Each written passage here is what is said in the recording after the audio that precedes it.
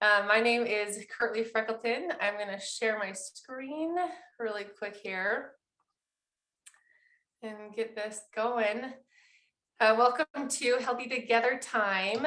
I am Kirtley Freckleton, certified Optavia coach and registered nurse. And I'm super excited to talk with you tonight about element 25 in the Lifebook, the habits of longevity.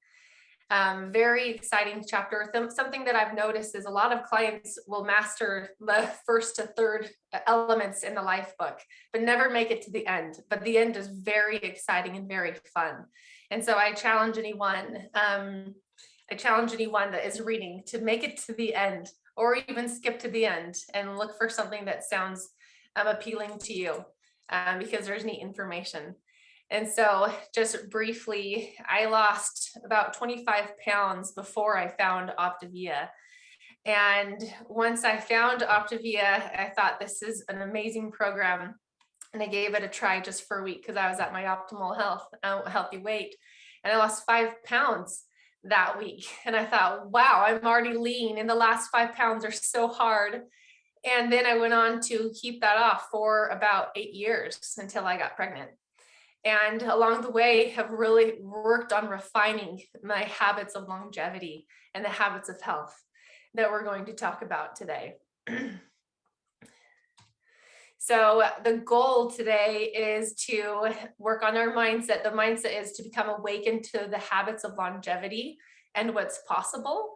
And the skill set is to learn strategies from Dr. A's longevity plan to improve the quality of your life. And then the action is, hey, let's devise an action plan by the end of this session to make Dr. A's longevity plan work for you and share it with your coach. And this applies to us all. I'm hoping everyone finds something that's exciting to them as we go. So I used to be a CNA before I became a nurse, and I worked at the memory impaired unit of the facility.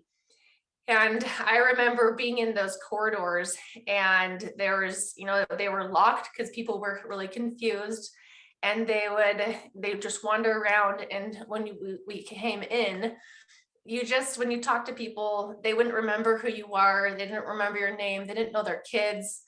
They just, some of them just had a blank stare on their face. They couldn't make connections with people just because their mind was gone. And the thing that I hear most people say when they're talking about living a longer life is I hope that's not me, when they see someone in rough condition like that. And so I want to talk about that. And here's my grandpa, age 101 years old, at the age of 97, he came to the farm I was on, his farm, and rode horses. And I thought that was so neat that he was so healthy. He didn't have a walker, doesn't even have eyeglasses, no hearing aid, anything like that. But he was able to get on a horse and have a good time. So he's a great example to me of living a long, amazing life. And some people think, well, I don't want to live that long because life's not that exciting. But I hope that through your development and where you're at, you will find a meaning and purpose so that it is worth it to you to live a long, healthy life. So I'm going to ask you a question. How long do you want to live? And you can put in the chat thread. And what factors matter to you? So put in the chat thread, how long do you want to live? And what factors matter to you?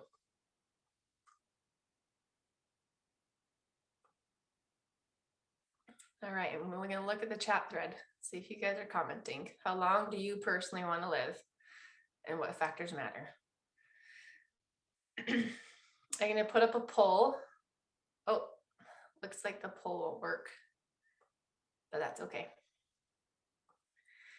because I have a backup. All right, so it says, would you rather be paralyzed with a sharp mind or have Alzheimer's with a perfectly healthy body? So A, if you'd rather be paralyzed with a sharp mind, or B, have Alzheimer's with a perfectly healthy body. Okay, I'm curious what you guys think. And then the last one, you guys, what if you could have both a healthy mind and a healthy body and live to be 100 years old? Would you choose that? And that's where we're wanting to go.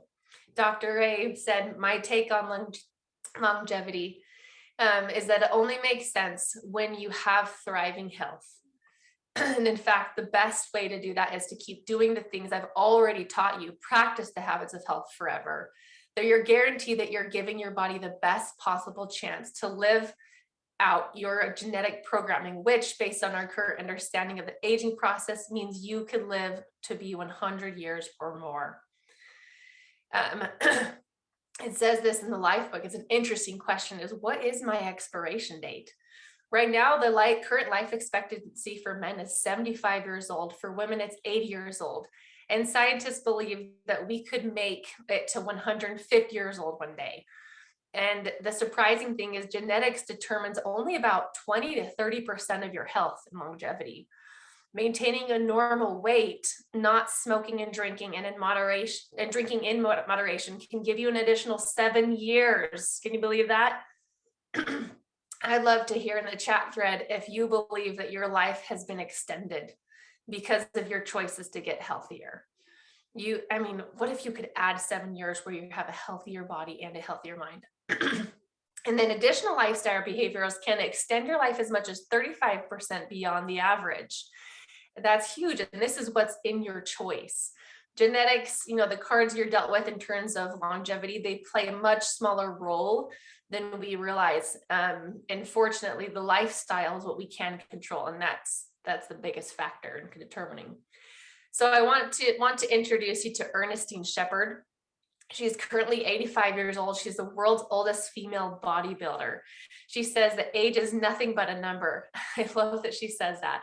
And I'm going to see if this video is going to work for us. She basically, let's see, gotta escape from this. Basically, at the age of 56 is when she very first started working out, and hasn't quit. All right, I got it up, so I'm gonna share my screen. Here we go. Share sound. Good job, good job. That's right. Ernestine Shepherd is beginning her daily workout. Good job. It's not a typical workout for a senior citizen. Then again, at 77, Shepherd is anything but typical. One more. At 74 years old, she was named the oldest competitive female bodybuilder in Guinness World Records. Her fitness journey started when she was 56, after she and her older sister Velvet decided they weren't up for wearing bathing suits to a church picnic. Oh, we went to purchase a suit. We didn't like how we looked in them. My sister said, we had better do some type of exercise. And before they knew it, they were hooked. After we finished with the aerobics, that we could start weightlifting. One day she said to me, if anything were to happen to me, I want to know, will you keep up what we're doing? So she did get sick. She had a brain aneurysm, and she died. Her sister's sudden death 1 year later sent Ernestine into a deep depression. I was just the meanest, ugliest person that you could possibly want to meet. One day she came to me in the room and she said, you aren't doing what I asked you to do. I got on my feet and I went to the gym and I started training and I noticed I was getting to feel better. Hold it. Then come down. What I want to do is to create a body that others, when they look at you, they too will know that they can get fit. Ernestine organized a walking group, leading the way for dozens more to follow in her footsteps. Okay, here we go. That walk was beautiful. It was wonderful. I'm very amazed at what's been happening. Okay. I'll close there. But isn't that empowering? Is her lifestyle choices has led her to be an 86-year-old, an 85-year-old who is happy and thriving. And she said, and I'll share this a little bit later, but she said, I am not looking for retirement. This is what I'm going to do until the day I die. And if you're looking for a magic pill of how to extend your life, then look at these healthy habits. And that's what we're trying to teach everybody. And so it's such a thrill to know these and have these in our hands. And so I'm going to introduce next is the amazing Kristen Fellows. And I've known her for many years. She's always been so healthy and practices the habits of health. So she's going to give us 7 steps into Dr. A's plan for longevity. So Kristen, are you there? I'm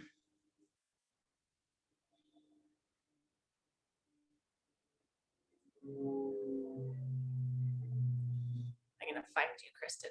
You're on mute still. See if I can unmute you. All right, there you go. All right, thank you. It wouldn't let me. So my name is Kristen Fellows, and I've been a certified Optavia coach for 5 years. I've been in the health and wellness field for a lot longer than that, but I found that I created a much bigger impact as a coach than in any of my other occupations. So my mother, a little bit about my story is my mother was 100 pounds overweight and has since lost the weight and maintained a healthy lifestyle. My father was diagnosed with breast cancer at 48. He died 4 years later as a result of that cancer, and my sister was an addict and struggled for most of her life with substances as well as obesity. She died at 47, which is the age that I am now, and ironically, as the result of an accidental drug overdose after she cleaned up her life and cleaned up her health. It's been difficult, to say the least, to lose loved ones. I love having opportunities to share my passion for health and wellness as a coach and offer simple solutions through the Habits of Health system. So we're going to go through these steps from Dr. A. What can you do right now? Dr. Anderson gives us the steps to success in element 25. So some of these things are pretty, maybe simple for some and harder for others, but eliminating tobacco and recreational drugs, wearing a seatbelt and going the speed limit, limiting your intake of alcoholic beverages to fewer than 2 drinks a day, and avoiding sunburns. That's a big one. Skin is important, right? We've got a lot of it. And don't exercise on roads used by motor vehicles. I hadn't thought of that one because I've done that one before, but when I read that, I thought, oh yeah, this is kind of a deal. Okay, step number 2. We want to create a healthy environment. And by doing that, we want to eliminate some of the things in our current life. So eliminating toxic foods and household items. We eliminated toxic cleaning supplies and body care items and unnecessary chemicals in our home several years ago when my daughter and I were struggling with eczema. I did a lot of research into creating a healthier space for my family, and it was much simpler than I originally thought it would be. We now use things like vinegar and baking soda and silver-lined cleaning cloths as our cleaning agents. We have ensure that your water and air are clean. Check your smoke detectors to make sure they're working. We have this magic smoke detector that literally goes off when we use the toaster. It's a little sensitive, but at least we know it works, right? The other thing is eliminate potential hazards that could cause falls. So we have this fun little children's book that talks all about safety. It's actually quite comical, but the message is this: safety tip number 99, never stand on a swivel chair. Common sense, right? You would think so. Water on the floor is a common one around my house. I have teenagers, and enough said. Besides, nobody likes wet socks. But my daughter wasn't looking one day and tripped over me right into the corner of a desk and ended up with stitches right here in her forehead. It could have hit her eye or her nose and broken her nose, but apparently I was the hazard for that day, and it could have been worse. Step 3. Your checkups can give us do you want to change that slide, Kirtley? Thank you. Yearly checkups can give us a baseline understanding of our current reality where health is concerned. Prescription medications are one of the top 5 causes of death. And it talks about that here. I know that obviously because that's how my sister died. So let's go over these briefly. Record your weight and waist measurement, height, blood pressure, heart rate, and body mass index. Those are the things that you need to be doing as you go to your healthcare provider. See if you should lower any of those medications. You want to test your eyes and your hearing, get a baseline thyroid test. I get those every year, probably more often because I have a running 25-year plus thyroid issue. So that's really important to me because I know when I don't feel well that I need to get that evaluated. Get a full lipid profile to access your cardiac test that can assess your inflammatory state to make sure you're staying in control of your immune system. Usually your body will give you cues that something's off in the first place.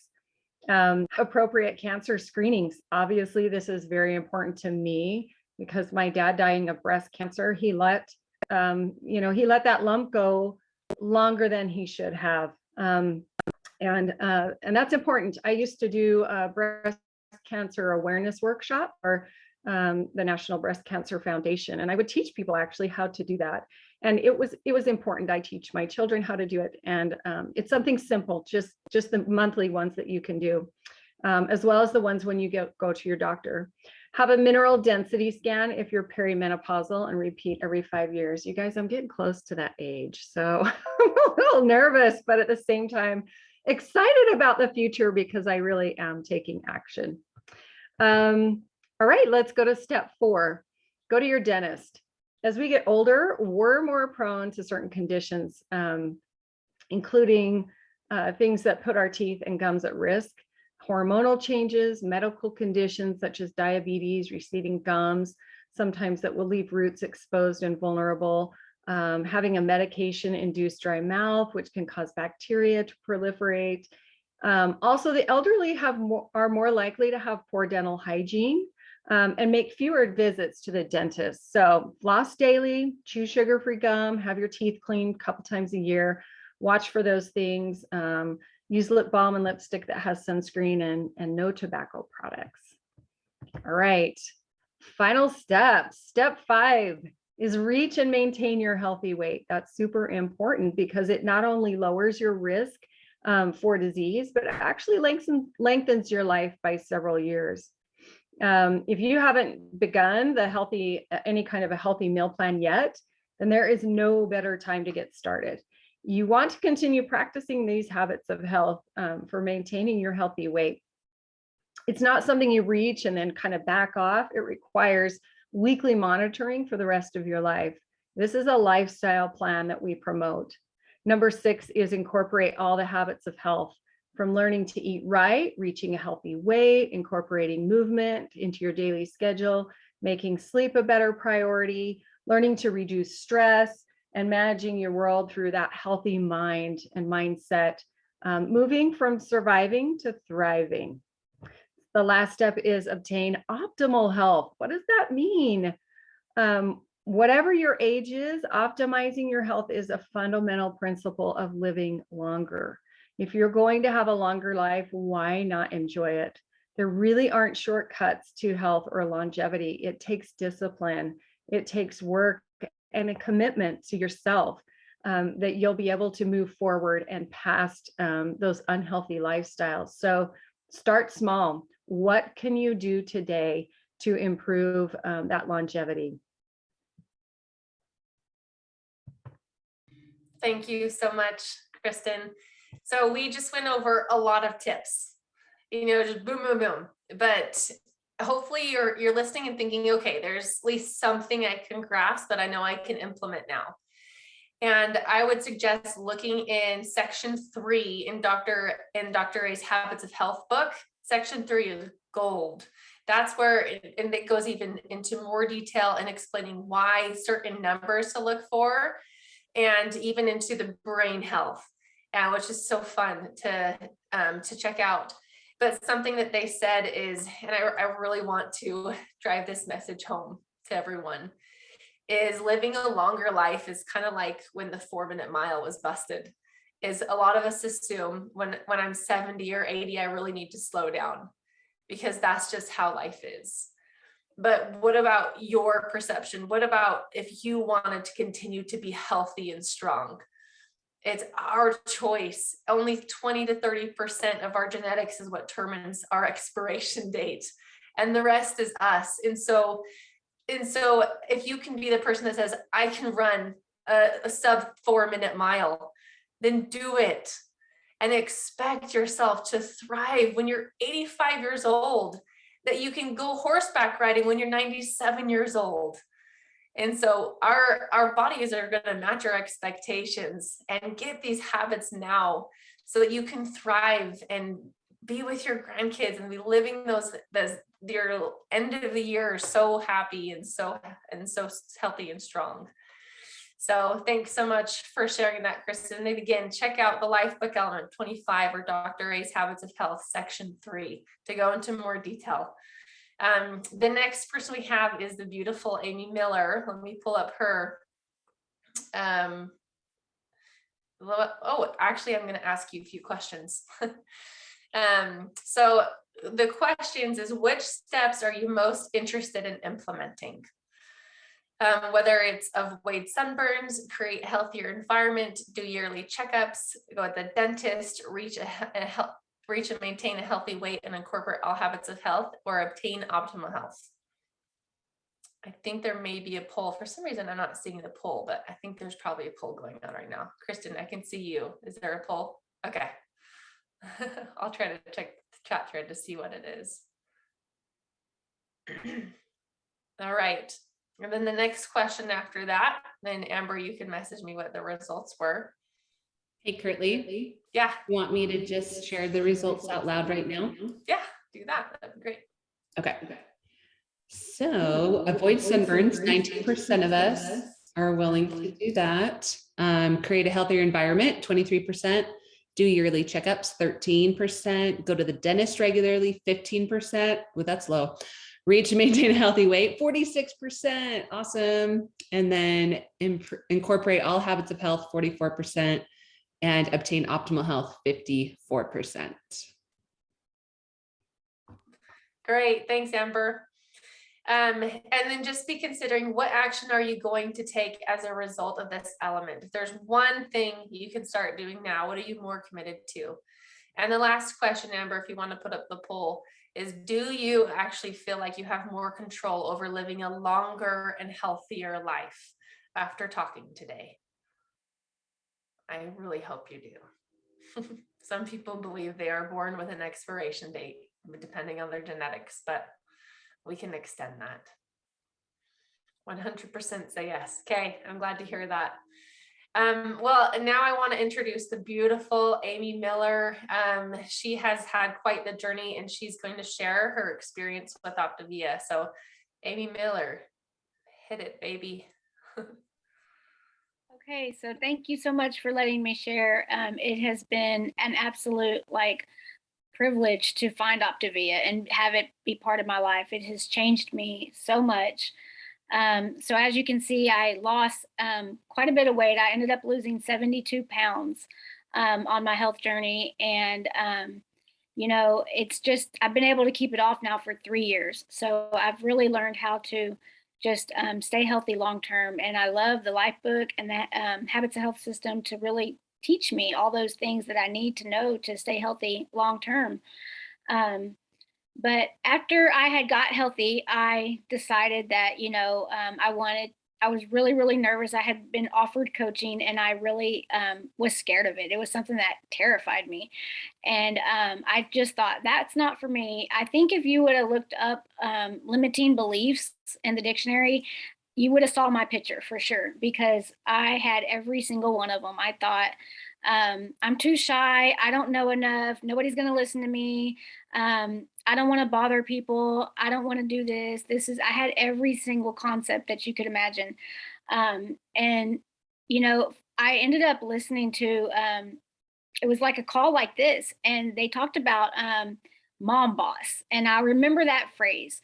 And I was like, what in the world is a mom boss? And I thought, and I just heard all these wonderful coaches talking about how they could just really fit their job into their the nooks and crannies of their life, and they had time for their kids, and they could go to the park if they wanted to. They could take their kid to a doctor's appointment if they were sick, and they didn't have to call in and talk to a boss. And I was like, that would be wonderful, because I had to do that, and I got treated like I was the most awful person because my kid was sick. And I just thought, wow, that is so lucky. And what resonated with me with them is because my concept was only certain people can do that. But I just saw all these people that seemed just so ordinary and typical. And I just thought, I guess I could have that maybe.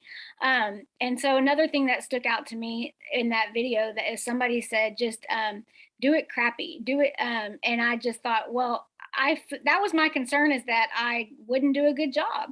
And so when they said that, I just thought, well, it's okay. You can do it and just start, and you get better as you go. And so I've loved every bit of it. It started out as just a hobby and something for fun. And then I just noticed that as I was doing my hobby, it turned into something that I could eventually just quit my job. And I didn't know that that was something I could do, but I've loved it. I love hearing people talk about their success every week and getting to be part of their journey and see them succeed and have breakthroughs. I love that, I get to work from home. I love that if there's an emergency or my kids are sick, or if I need to do something important to me, that I can be flexible with my schedule and my hours and just take that time off. So I really love everything it's done for me. It's changed my life physically, mentally, and financially. And so I'm very grateful for it. And I would just encourage anyone that's like on the fence, because I was on the fence, to just take that leap of faith and jump in, because you'll love it. Thank you so much, Amy. I appreciate you sharing your story. One of the hardest parts about keeping your weight off is afterwards, after the next 2 years, what can happen to your life. And with all the stresses, and being part of a community will help you with the habits of longevity. Absolutely. And so, oh, and I wanted to also, go back, is just before we close, is remember Ernestine Shepherd. She said, I'm going to do this until my day is done. So I'm not thinking of retiring at any time. As long as I can move my arms, move my feet, have presence of mind, I will continue at this until my last breath. And that is one reason why she's going to stay healthy for the next many years, is because she's in a community and she's leading a community of health-based individuals. And so not everyone is interested in this, but we are going to talk about the opportunity to become a health coach and what that would look like. And oftentimes when you get healthy, you can't help but want to share that. And doing so will help you stay healthy, which can increase your lifespan. And so if you'd like to stay on and just hear a few things about what health coaching is like, you're welcome to stay on. And if not, thanks so much for joining us tonight. And I appreciate you being here. So have a great night. But for those wanting to hear